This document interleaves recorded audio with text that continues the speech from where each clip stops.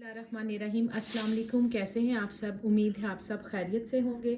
आज हम बनाएंगे आलू और प्याज के पकोड़े। बहुत इजी हैं, बहुत मज़े के बनते हैं।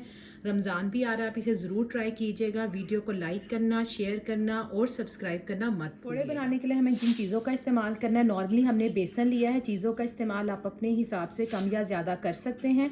बेसन है, इसमें आलू है जिसको हमने देखें छोटा छोटा काट के डाला है, और प्याज भी हमने इसमें छोटा छोटा डाला है। सब्ज़ मिर्च है, इसको भी छोटा छोटा काट के डाला है। इसमें हमने नमक, लाल मिर्च का पाउडर, हल्दी, पिसा हुआ गरम मसाला, पिसा हुआ ज़ीरा, थोड़ा सा चाट मसाला और अजवाइन, ये सब चीज़ें हमने ऐड की हैं। इसको अच्छी तरह मिक्स किया है पानी के साथ। आप देख रहे हैं कि बहुत ज़्यादा हमने पतला नहीं बनाया।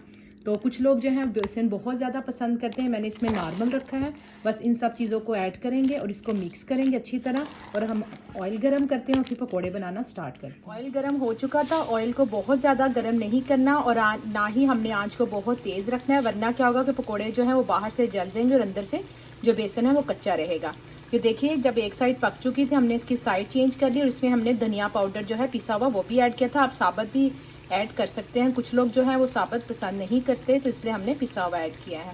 जैसे ही पकौड़े फ्राई होंगे दोनों साइड से, तो हम इसे डिश आउट करते हैं। बहुत ही मज़े के हमारे आलू और प्याज के पकोड़े रेडी हैं। आप इन्हें ज़रूर ट्राई कीजिएगा। मैंने लास्ट ईयर भी आपको पालक के भी सिखाए थे, बैंगन के भी सिखाए, वो भी ज़रूर ट्राई कीजिएगा। वीडियो को लाइक करना, शेयर करना और सब्सक्राइब करना मत भूलिएगा। मुझे बताइएगा आपको कैसे लगे।